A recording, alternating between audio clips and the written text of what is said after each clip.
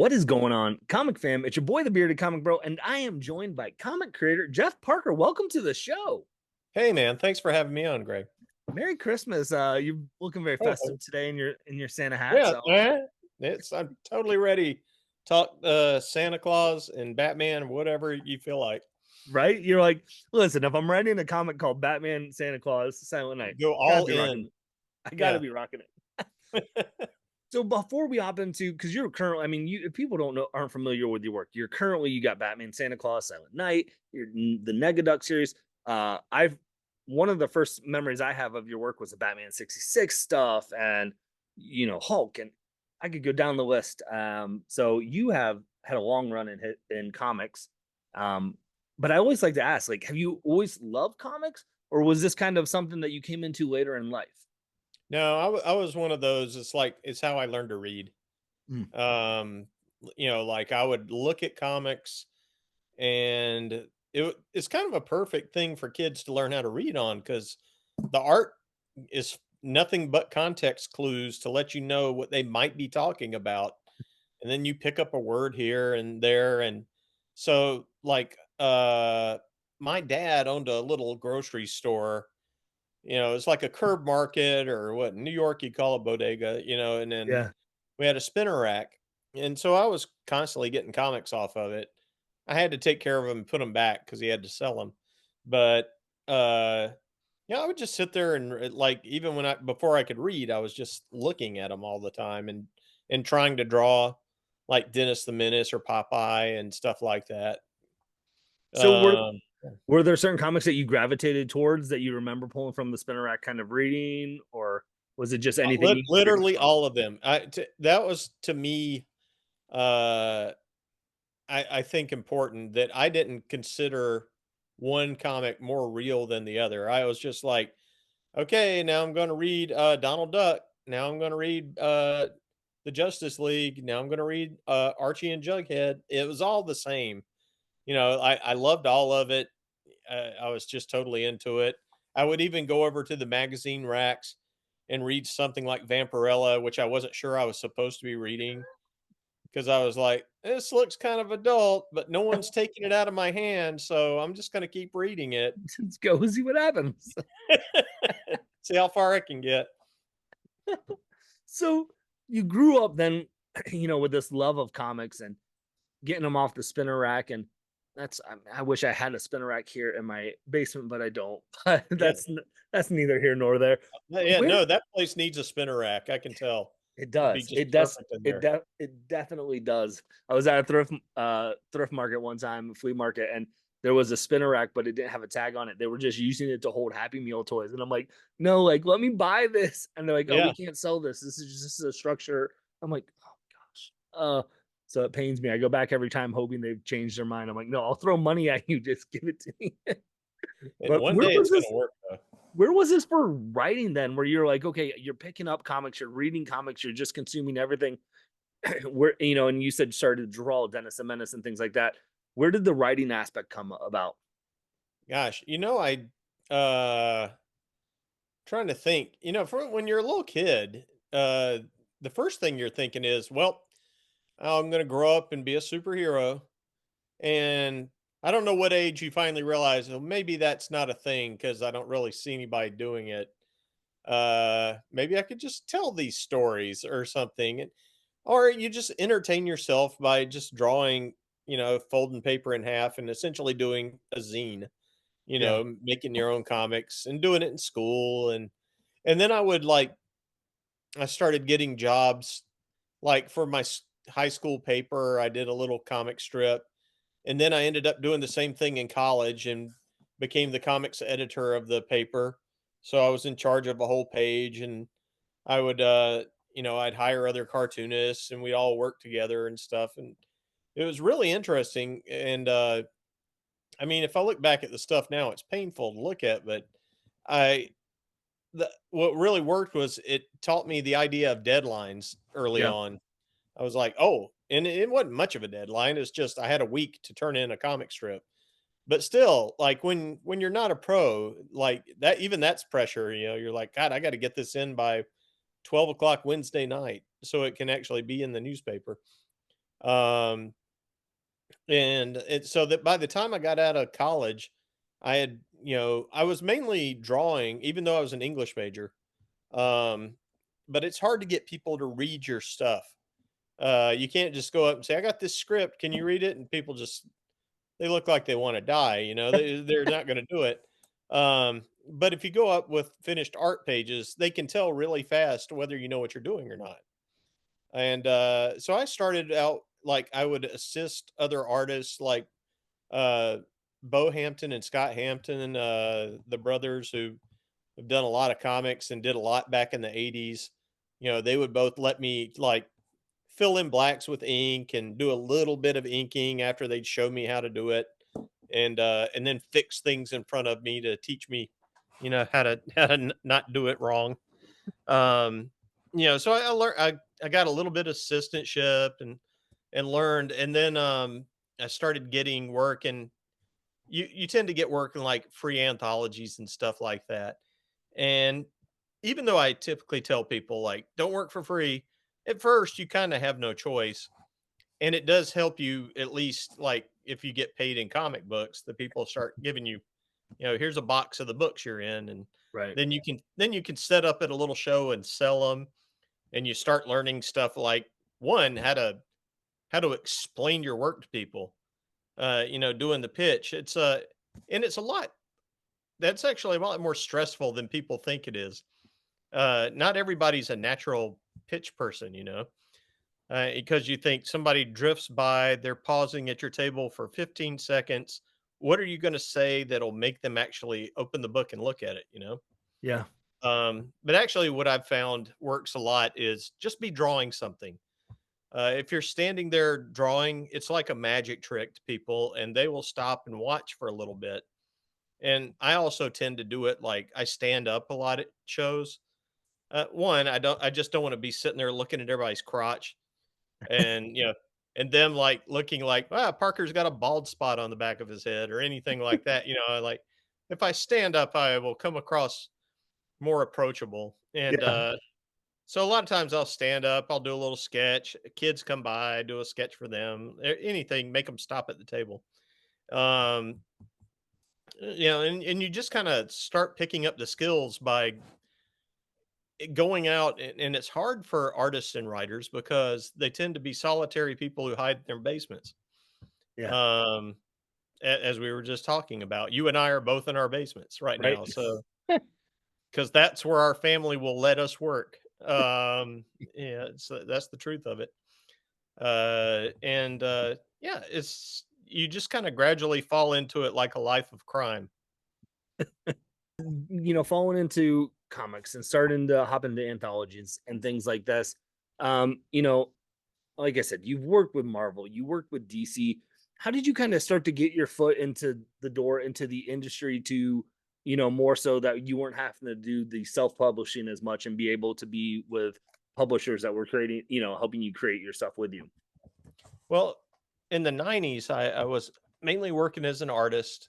Like the first uh semi-regular work I got is I got a couple of issues of Wonder Woman to draw, and they would try out a lot of new artists on that book because it sold the same no matter what was going on. So it was kind of actually a perfect place. That's why I wish they'd do more things like they used to do House of Mystery anthologies Mhm. and stuff like that, and it's like that. And I know they don't sell well, but that's where you help people break in and figure out like start doing 10-page stories before you throw them in. They draw 22 pages. Right. That's to a new artist on the scene. That's a lot. Their bag of tricks isn't big enough yet. But anyway, so I was drawing here and there, and the 90s was a weird time because the collector's market was falsely expanding the size of the industry. And then there was a bubble, as you know, and it blew up in our faces. And at that point, like I couldn't find work for free. I was like, and I went out to Los Angeles and started working I did a storyboard test for Sony, and I started working on it. Do you remember the big guy in Rusty the Boy Robot? I don't know if I do. It was a, well, it was a Frank Miller, Jeff Darrow, Okay. comic book for Dark Horse back in the day, and then they made a cartoon out of it, and I was storyboarding on that cartoon, and it was in the same offices they were doing the Men in Black cartoon. So, that was kinda cool. Like, in fact, they sat me back with the Men in Black artist because I came in sorta late, and, there was no room up there with my team. So but yet I sat back around the corner, from Darwin Cook's office when he worked on the show. Yeah. So, like, and Darwin was just starting to, like, be a name in comics, and it was great for me because I would go over there and bug him about stuff all the time, and he'd happily answer my questions, uh, and at the same all this time, like, after that, I started just doing, live action storyboards for Okay. commercials, music videos, and silly things like that, and, that gave me the time to work on, my graphic novel, The Interman. It's like, do I have one up here? No, suddenly it's nothing but Silent Night.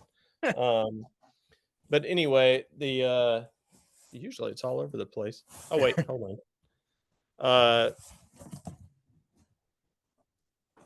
I'm probably gonna try to make some way to finally let people order some of these directly from me because I've got so many boxes, but it was this.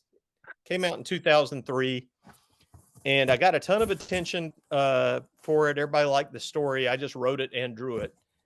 And then people started hiring me to write and draw a little bit more here and there. Dark Horse did, and Marvel. And then Marvel asked me to work on the Marvel Adventures books, and uh, and that was actually all based on the editor had seen a 10-page short story I did that I left with him, and it was just this thing called Ape Company, and it was kind of like my homage to Joe Kubert with War and Apes, World War II, and the big assignment in the Marvel Adventures books were everything had to be done in one. Like you had 22 pages to tell a whole story, and it couldn't continue. And that was part of like they finally realized like quit trying to lure in young readers by making some wacky what we think is young style. Just draw it like the rest of the comics, but make it so that they don't have to hunt down different Yeah. books. And that made perfect sense. And it really helped me because I ended up doing a ton of those and I figured out how to end a story, which is actually harder than you think, especially when you only have the one issue. But then it makes it so when you do like 5 issues, you really know, like, oh, good, I got plenty of time to end this story.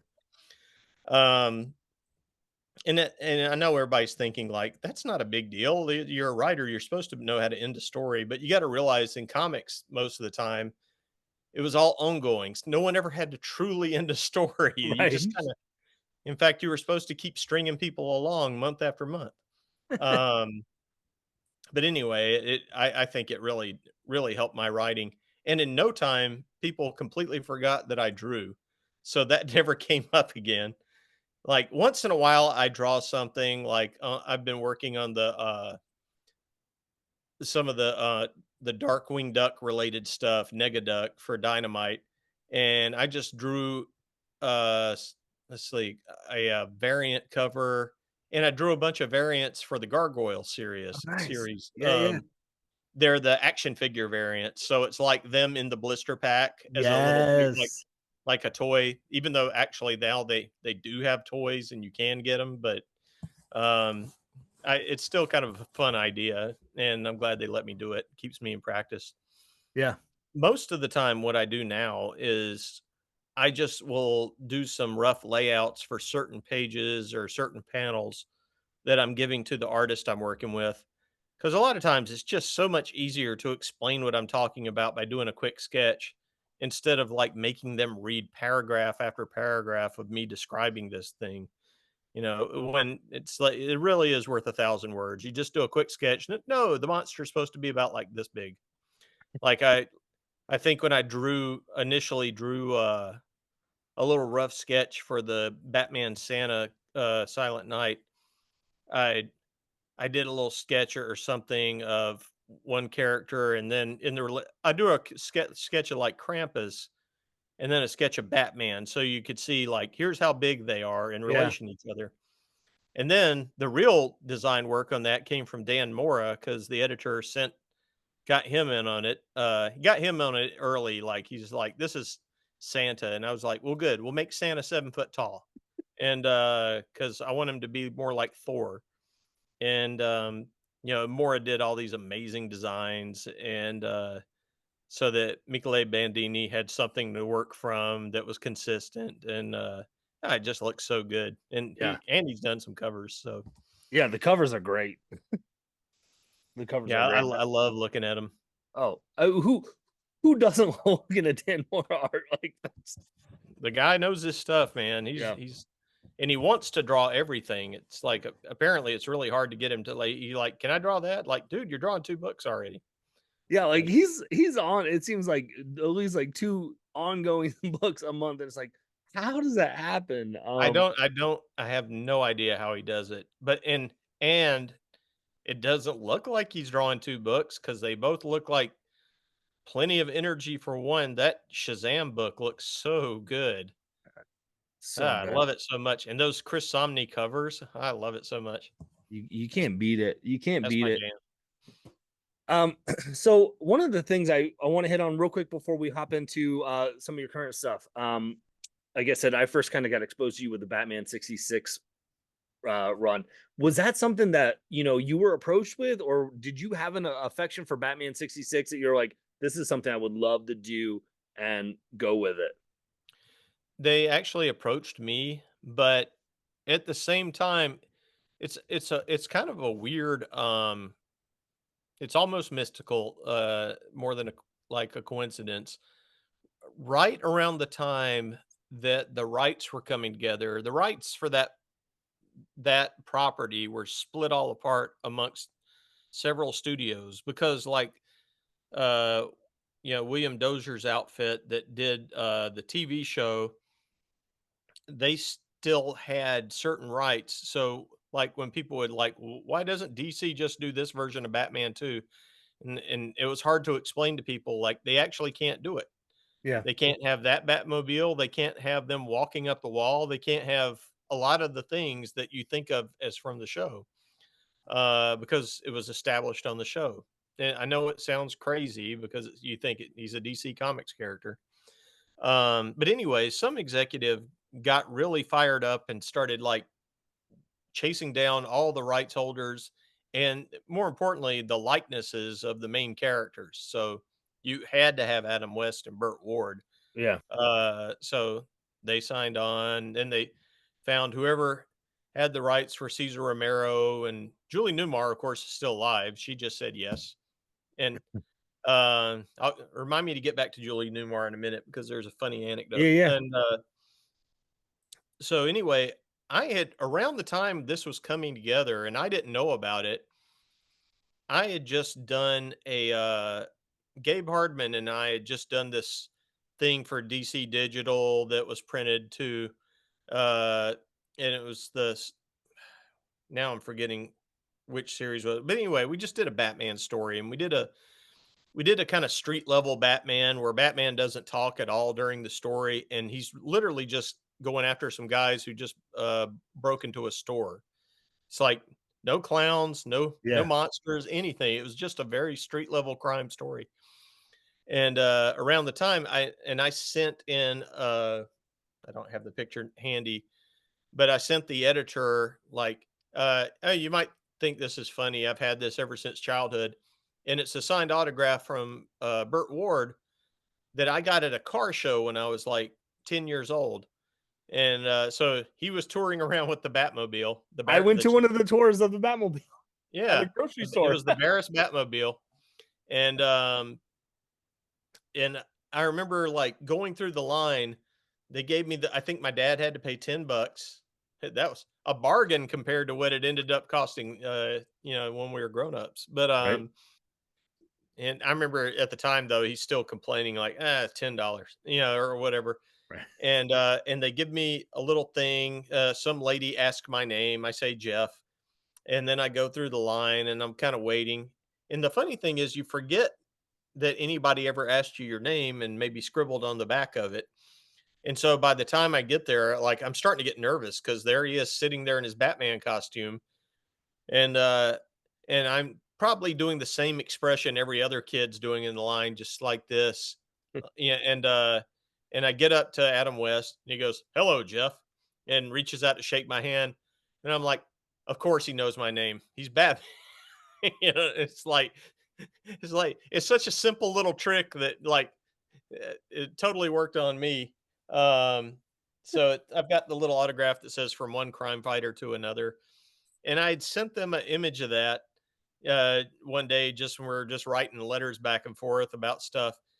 And I think that probably landed on their desk right as they were thinking, well, who we get to write this Batman 66 book? And like, all they had talked to so far was Mike Allred about doing covers. Mm. And then they asked me, like, what do you think about Batman 66? And usually, like, it was Jim Chadwick that was the editor, and he left a message. And usually I try not to look too excited or anything, like a some kind of poker player, because you call back too soon. I don't know. It just seems like, oh, they'll that it's like, make them at least wait a little bit. So I don't know. It's a weird practice. Right. But this time I didn't, because I was so afraid with that. I went, somebody will get on this who would just wants to make fun of the material, and I really, to me, I was like, no, no, that's not the way to do it. It's like, the any of the humor in the show was derived. Batman was in on the joke. Yeah. It was like the his soliloquies and everything. He's not bad or anything. He's behaving how he's behaving on purpose, and it's actually very clever and witty.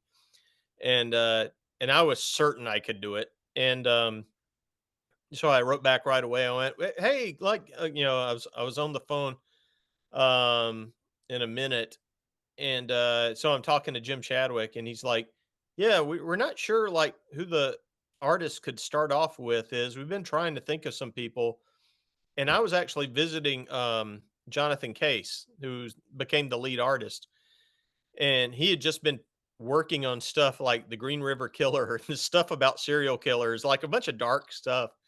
And he's like, "I'd really like to do something fun." Yeah, and I was thinking, "Well, do you guys know Jonathan Case's work?" And he goes, "Yeah, I just read The Green River Killer." And like, "Can I ask him to do some stuff?" And Jonathan absolutely slayed it. He did drawings of, like, the Joker and Catwoman and everything, got the likenesses, but yet had the cartoony, like, energy to it.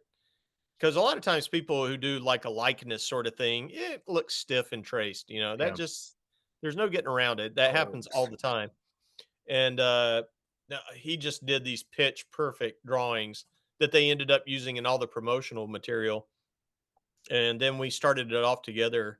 And if you remember, it was a digital first thing. Oh, So it was when they were messing with DC2 or DC okay. squared, and they were trying to, like, trying their stab at, like, they thought, well, it'll be perfect because we can get the BAMs and PALs and stuff in there, and it actually makes sense. Like, Right. it's like for the property. And so we figured out a lot of stuff that ultimately they just went to normal comic format on it. Um, but I felt like we kind of figured out a lot of good things they could have kept using. But yeah, the whole digital thing's been still a big question mark. Right. Uh, I thought we'd be well farther into it than we are by now. But yeah, I loved working on it. And, oh, when I was saying, get back to remind me of Julie I Newmar. wrote it down so I wouldn't forget. Yeah, yeah. The After the book came out, somebody had obviously shown it to her, and she got a hold of Jonathan's email, and she sent her favorite pictures of herself to him. And I was like, that is the most Julie Newmar thing imaginable, that she would, like, like, here's me where I'm at my hottest, like, looking at that. And I think they were probably all pictures Jonathan had already found anyway, because they were great. Yeah. but I love that she did that. I was like, "That's so." I love when people act exactly like the way you want them to act. Yep. Um, so It's yeah, and it was an enjoyable experience because so many artists got into comics because of that show. yep. And uh, and me and the editor constantly had people writing to us saying, "Hey, if there's any way I can be involved," and a lot of times it was people we had already worked with, and we were like, and I would just say, "Okay, what episodes did you really like? What do you remember went from?" And I would kind of tailor stories to each of the artists as much as I could. Every now and then I'd just do a story and then Jim would just find an artist, but a lot of times we were able to kind of work with the artists and make it a little more organic, and I really appreciated that. As a fan of the show, did you have a store of the show, an episode, or even maybe even just like a villain that you're like you gravitated towards that you're like, I loved?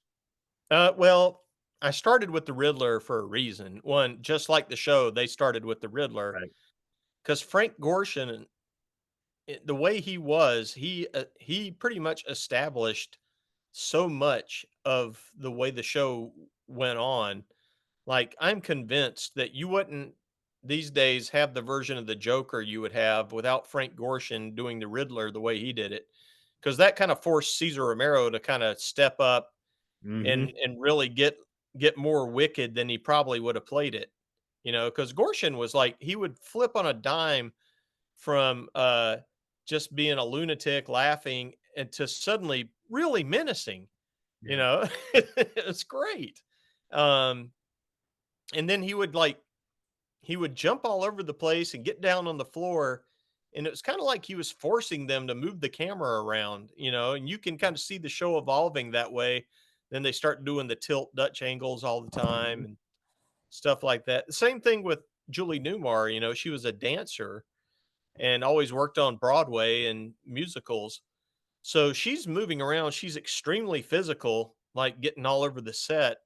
And it just created this whole cool dynamic. You can see why it was the coolest thing on Right. TV for a while there. Yeah. Um, but yeah, I went for the Riddler right away. But then, and I swore like I wasn't going to do the John Aston Riddler because, like, as much as I like John Aston, I just felt like that was terribly wrong. Uh, but then the artist, like, convinced me, like, "Well, yeah, but what about this?" And I was like, "Okay, I'll figure out a way to write him in there then, because this is kinda funny." Yeah. King Tut, stuff like that, I thought was a lot of fun to put in. And then what it was fun for me was being able to once they adapted the Harlan Ellison, Two-Face story that they never filmed, and Len Wein wrote it, that opened the door to let us finally start putting in uh, book villains who weren't on the show, Right. but as if they were on the show. So, like, I'd have Killer Croc, but kind of treating it as if, like, uh, you know, uh, Chamberlain, who did the Planet of the Apes makeup, was working on it. Like, my whole thing was just treating it like the show, but if the show had an enormous budget. Yeah. So Um, so good. yeah, and I loved the fact that I could sell that to all ages when I was set up at a con, like kids were happy to read it. Yep. People older than me were happy to read it, and it was like, wow, you don't always get this. Yeah, it I mean, it was my Batman growing up. My grandparents used to record old episodes off TV Land so I could watch it because we didn't have cable, and they would send it to me. And so now, like, now that there's rights and stuff digital, like, we watch it, my girls watch it, and when they want to watch it, they'll go, "Okay, can we watch Daddy's Batman?" And like I'm mid I 90s like kid. that it's your Batman. Right, it's my Batman. And they're like the animated series is too dark for them right now. They're like, no, we want the live action Daddy's Batman is what they call it. And so that's Oh, what we that's watch. great. So And then they'll really enjoy the animated series. right, That'll be cool. yeah. So I'm excited to take that journey. So we gotta jump into some of your current stuff because I was like, yeah, we'll keep it a half hour. And I'm like, it's gonna be a little longer. Yeah, it's okay. We took so long with me messing up the sound. So, currently, two of your books that you're on right now, you've got Batman, Santa Claus, Silent Night, and Negaduck. Again, you are just tapping into my childhood because Darkwing Duck was everything I loved about as a kid. Like that was so when the Darkwing series from Dynamite came, and then I saw they're doing the Negaduck. I was like, let's go. Let's talk Negaduck real quick, and then we'll get into Yeah. the four way of Batman and Santa Claus because holy buckets, so good. Did was that a world like because I feel like it's very tied into the Batman. Darkwing Duck is very tied into the Batman with his rogues gallery and things. Was Oh, that a yeah. show that you were familiar with that you kind of had a passion with, I or not really. I watched it a little bit, but at the time, I don't know, I was going outside doing whatever I did at my age, but, and I did watch, of course, the Batman the Animated Series. I'd always make time for that. right? But it also felt of a piece with, I grew up with the Carl Barks Uncle Scrooge stuff. So, which everybody, thinks of as DuckTales, and I was like, "Yeah, I like DuckTales and stuff like that." And they're like, "That's a little different." And so I just watched on Disney Plus to like remind myself what the show was Yeah, like. And I was like, "Oh, this will be fun." This is like I get it again. Okay, I remember. Um, with his whole little what flaps in the night and all that right. sort of thing. But and then instead of asking me to do Nightwing, they asked me to do Darkwing. They asked me to do Negaduck. And I thought, okay, that's cool. Like I can write a villain. I did Thunderbolts for a long time, Right. and that's kind of the way I think about it. It's like how do we keep it about a villain and just like leave Darkwing mostly out of it, and just make it I always like to see if you can make it work without having to lean on all the big names and everything. And I so far I think it's working pretty well. Yeah. It's been fun. Ciro Cangliosi is doing an amazing job on the art. Um, and that's another when I had it set up, like the books had just come out when I was at a show in September, and people would slam on brakes when they'd see him on the table. And part of that's because Josh Middleton does amazing covers. And like I like what in the world is this like where the cover of the month is actually dark is Negaduck? you know, he's like dominating Previews magazine and like it's because when Josh does put his heart into it, he really nails it. Um, yeah, and everybody was seeing that and immediately smiled, and I was like, "This is great. This is exactly what I want people to do." Like get all happy again. How is it for you with your writing process of because you've written like you said Thunderbolts and things, but like I feel like even comics are a niche thing, but like Batman 66 is like a niche inside a niche, like, Right. in that, and same with even Negaduck is a niche inside of Darkwing Duck. So like, is it more research for you to get yourself more immersed into that world, or does it shift at all as a writer? When you're getting into something that's even more in depth than the token just a Batman book because it's a Batman book in 66 or a Darkwing book, it's a Negaduck book. The I noticed I was doing some of the same things with Negaduck that I did in '66, which is if you strip away how it's done and just look at my plot, you'll realize I'm just writing a straight Batman story. It's the execution that makes it Batman 66. It's the way they handle it and the way they behave and the characters in it. And I was kind of doing the same thing with Negaduck, like because the whole first story of stealing the Midas glove and everything, like that's a straight up adventure plot line, but it's the way they end up doing it and the characters that are involved and like the liquidator and stuff like that and Quackerjack and everything. That's that's the what I felt was worked best on the show when they would like the premise. A lot of people will try to make the humor come from the premise, and I don't think it typically works that way. I feel like make the premise more straight and then let the humor come from everything else in it. Yeah. At least that's tends to be the way I kind of when I mix humor and adventure together. So who knows if that works? I'm sure some people do a funny premise and it works good. And I have done funny premises like in Marvel Adventures. I did. an issue where like all the Avengers become Modocs, and that's clearly all premise, you know, Yeah. and because you know that like these characters are going to look ridiculous with their giant heads and little legs and arms. But I was like, oh yeah, this is going to be a big one, and it was. It was super popular. Um, yeah, I think Yeah. that's how. And I do try to like play the stuff in the background for a few days and kind of get back into the vibe of it. Right.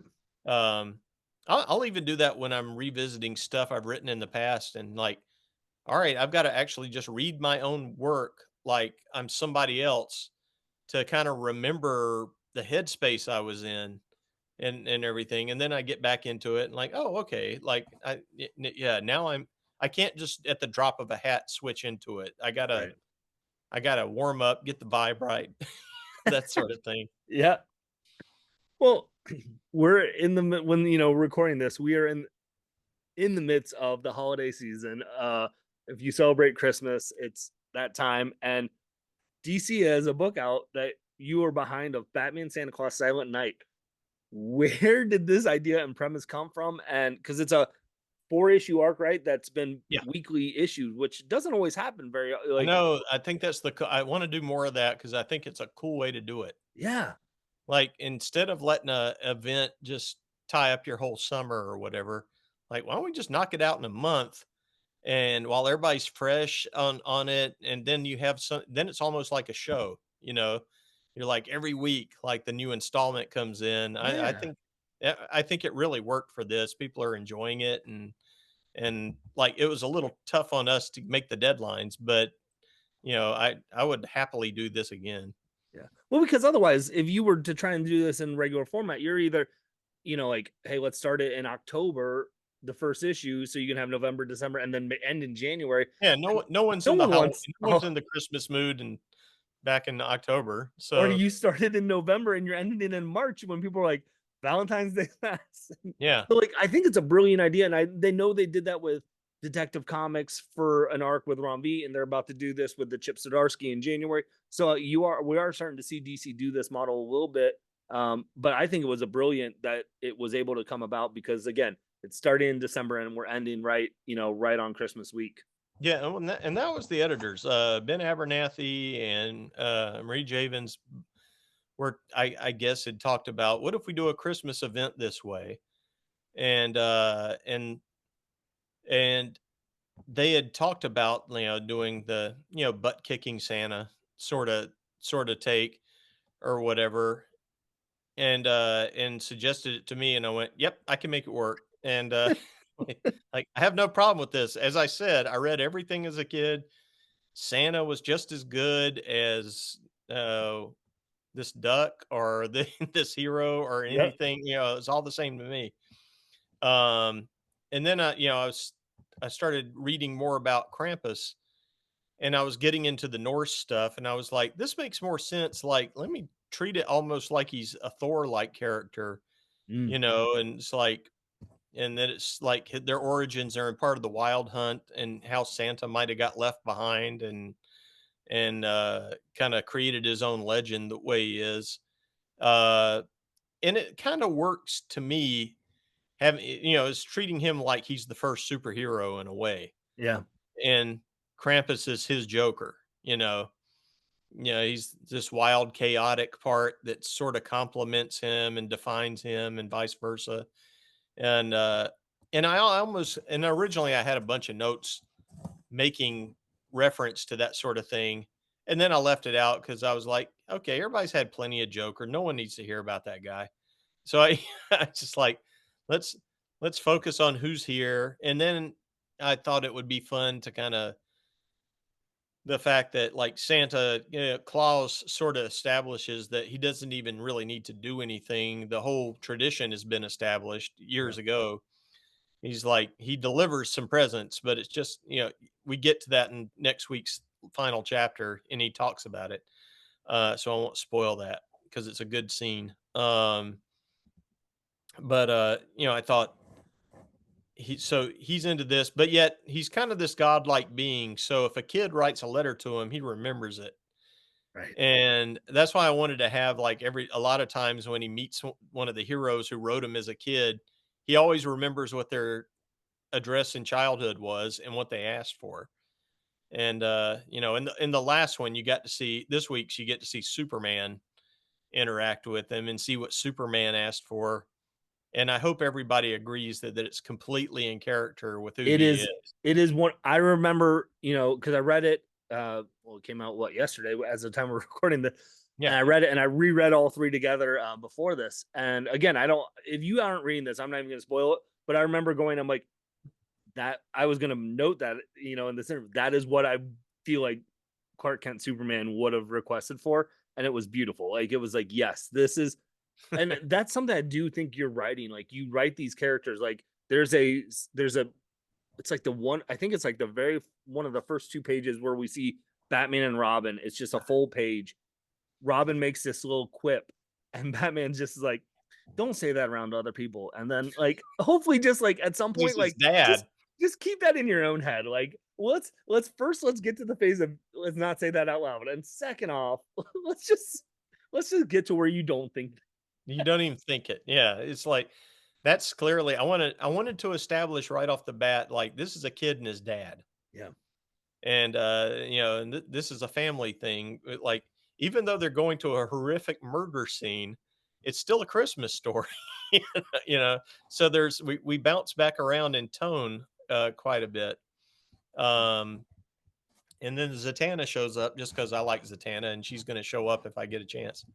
But also she made sense for the story. yeah, It's like having him bring in a magic user and it be the best one. Um, and then, of course, when we get to end of issue two, that's when Superman lands, and you wonder why he seems to be almost angry, but really he's just beside himself because his friend never told him about Santa. right. You know, he's like, Santa?" And of course, Superman heard about it. So He it's knew like he's I like thinking Superman just like left in the middle of holding up a bridge or something and just getting raced over there because like like I want to meet Santa. I have super hearing, and you didn't tell me that Santa was here. Like, are you kidding me? And like that, I think that was how you ended issue 2. Just was like, it's just like, hey, it's like, we're Santa's here. Like, you never mentioned that you knew Santa. It's something like that. That's one of the ones I actually did a layout of too because I wanted to make sure Bandini got what I was going for there. I was like, he's gonna come down like he's a new threat or whatever and knock all the train cars up in the air and everything, and we push in on him, and then you see his face and that he's incredibly hurt. Yeah. He's just like he can't believe his friend didn't tell him about this. And in Batman's mind, it's probably like, well, it never came up. We don't talk about I don't know. Well, It's- and it almost, but that's such a Batman thing to do too, right? Batman's just like this, like, oh, like, I'm friends with Santa. Like, that's not weird. Like, I'm friends with Superman. I don't tell everyone I'm super. Like, it just like exactly. Yeah, where he doesn't anyone bring up. else would be like, oh my gosh, like, I'm friends with. Yeah, And you even of have course, I'm like friends with him. I'm Batman. yeah, you have that, like, in the whole, like, I think, like, Dick Grayson said the very first issue is like, I thought these were just stories he made up to make me believe Santa, and it's like they're actually true. Like, and it's like, Yeah, of course, Batman would know Santa. yeah, yeah. I liked putting that in there when it's like he told you about this, and like, yeah, I thought he was just trying to make Santa sound cool to me as a kid. It's like, no, he's literally telling you. Why would Batman lie about this? He's like So, told him these cool stories, and then Dick's just like, yeah, yeah, whatever. and then it's like, oh, it all comes back. So, And then you get Batgirl's wish list that she wrote for some Nancy Drews and stuff like that. which makes 100%. That just had to be a fun experience. I think, like, thinking, like, if you're writing this, like, okay, what would Superman, what would Batgirl, what would, Hot Girl, who, whenever, like, what would they wish for? Like, that's got to be a, not something we probably ask ourselves a lot. Like, what do you want for Yeah, Christmas? What do you think Batman would yeah. Well, you got to get in I felt like it's an important thing to have Santa bring out the inner child, even though he's acting like just some big monster killer Right. or whatever. He's still bringing out everybody's inner child. Like, soon as they meet him, everyone, especially Superman, immediately turns to a kid in front of him. because they can't think, like, he transports everybody back to childhood, kind of the way that people do when they meet them, you know?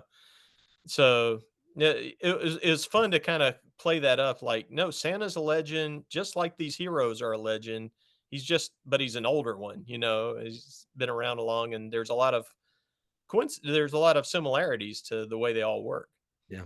Is I want to respect your time. So as we're wrapping up, one thing we talked about this kind of 4 issue release of being, 4 weeks in a row. Have you noticed as a creator, like a difference of response, of feedback? Like, because usually as a reader, we get even a mini series, it's over the span of 4 months or 6 months. Like for you as like people are getting the story in, single issue form, but still within a span of a month. Like, are you getting like a different feedback than you typically do when you're writing it? And Yeah, it kinda feels like the difference of doing a movie versus going on stage. okay, Like, you're getting, like, really quick feedback, and and I'm not sitting there bragging, but, like, I have never seen such good reviews, and it's like, I think it is because of the immediacy of it and the fact that it's got, a good chunk of the Justice League in it and everything, and it's holiday thing, and I took it serious. Like, I don't know why people think like, oh, it's gonna. I guess it's because people are so used to these being a little romp, and you yeah, get the same thing. What did I just hear bells? Or did I hear something on the roof? Blah blah blah. And instead, we're just diving right in. No, Santa's here. He's helped you to fight a monster. And he's gonna stab two vampires through the with antlers. You know, that scene was so good. It was yeah. so good. Yeah, Sam's gotta step it up when he's in a DC comic, man. He's gotta get a little hardcore. Um, but at the same time, I think people were also afraid, like, is it gonna be this kinda grim, depressing thing? And it's not depressing. Right. You can go heavy without being depressing, and, this was the place I thought to do it. I thought would work good. And you get to meet more like you finally meet, like, one of his elves who's actually this kinda big guy named Peppermint John. Um who is I didn't even think at the time. I saw a review where somebody referred to him. He's kind of like Santa's Alfred. And I was like, oh yeah, I guess he is. I wasn't even thinking of it that way, but that totally works. Yeah. He's another like Norse figure, and who helps make toys every now and then. Yeah. Um, Well, I so was just I'm looking forward to everybody reading the next installment, the final thing, because we've got some real good bits in there. I'm very proud of. I'm I'm excited, and I was just curious because I feel like so often as the creator, I've heard time after time of like you work on something and it doesn't even get out till like a year later or something, and then it's And so you can't dragged out. remember it anymore. And so now Like, like you're getting that instant feedback. I love that it's from a movie to a stage production. That's so cool. well, and yeah, and also like, and this is pretty close to the edit because literally just a few weeks ago, they were giving me things back and I would have to alter dialogue and make things just sync up slightly better with the art or make a note like, hey guys, the art is kind of a little off from what we have here and it's important to the story. So they'd Yeah. have to do a change. So it was literally really fast that I'm making the note and then suddenly it's at the printer because the way the printer works at the end of the year, they stop like halfway through December. So to get everything, you have to get it all in the can in November. And so we're cutting it closer even than more than we normally do. But everybody got it done. Everybody stepped up. Alex Sinclair somehow colored the heck out of it, and like with so little time to work with. That guy's amazing. Pat Brousseau did a just incredible lettering treatments all through the thing and all kinds of cool little nuances. It's just like everybody really brought their A game, and I'm really glad. It's like it made it a good event. And it's one of those events you don't have to sit there and stress about the status quo or whatever. You can just enjoy the story. Yep. And I love because I feel like I am very much of like, oh, it's Christmas season. I got to pull out some books. Like, oh, I'll read Yeah, Claus and some of those other ones, and so like I'm like excited that like a trade of this like that'll be just a 4 issue holiday trade, and it's Batman and Santa Claus. Like, why would you not want that? yeah, yeah. I mean, it's a and we kind of sort of snuck it past people we initially presented it as Batman, Santa Claus, but then it quickly grows into the To Justice League, you yes. know? And it's like, I think that was a fun way to do it. I didn't mean to trick people. It was in fact, I just didn't know how the editor was going to, sell it, Yeah. you know, like, and then it's because originally I thought it was called Christmas Night with a K, and then it becomes Silent Night, and then it becomes Batman Santa Claus Silent Night, just to make sure you know Santa Claus is in this thing, and not to be confused with any character who may be called Silent Night. And Right. so everybody's just thinking, oh, it's just the Batman family with Zatanna, and then suddenly like Green Arrow and Black Canary show up, and Miss Martian and everybody, and then you start realizing, oh, it's growing. And I love doing stuff like that where the scope keeps getting bigger and the stakes keep rising. That was fun. And you're like, "Who's next?" So, yeah, I'm excited to see how it wraps up. So, Yeah. Jeff, thank you so much for taking some time to talk about comics. Obviously, like we said at the time of this, you've got the Batman Santa Claus Silent Night, Negaduck. Is there anything else that you're working on that you want to highlight real quick, or that you can share, or you're like, Uh, nope, let's just focus on those? no, we'll have to just focus on those because I'm Yep. not sure what all else is approved. I mean, yeah, you're always like, I've got a lot of things in, like waiting to hear something, and like, I'd surely jinx it if I just said, "Hey, I'm doing this." But Right. so yeah, Yep. it's just Santa. We're doing Santa now. Santa, Santa and ducks. That's it right now. Nothing else, Santa and gang. ducks. That's all you need. So Thanks for having me on the show. This was cool. yeah, no, this was a lot of fun. And I look forward to having you, on again sometime when you're done. Where can people follow along with you to stay up to date? Like, so when stuff does get announced, they know what to check out. Okay, well, my website is jeffparkerwrites.com. And if you go on to Blue Sky, I don't know if you've gotten on that Mhm. platform yet. I'm just Jeff Parker on there, just like I was on Twitter. But I've been kind of fading out of Twitter and mostly posting on Blue Sky lately. So I'm babbling on there all the time. You can ask me questions and stuff, and I'll probably answer them to the best of my ability. So, and if you're watching this and you're like, I want to follow Jeff, but I don't have a Blue Sky invite, shoot me a message because I feel like I got like 5 or 6. Yeah, no, I probably do too. Like, if you find you can try to message me on Twitter. I haven't closed my account yet, so I'll send you what invites I've got if you're, you know, a good person, have been not been naughty, etc. We'll run it by Santa first, and Yeah, then we'll see if you can get a Blue we'll Sky. check it twice, then we'll get you in. So, Jeff, thank you so much again for taking some time out of your schedule to just talk about comics with me. Yeah, Greg, I appreciate it. Yeah. So, gang, with that being said, hopefully you can find some time to curl up, grab a book, and nerd out. Peace.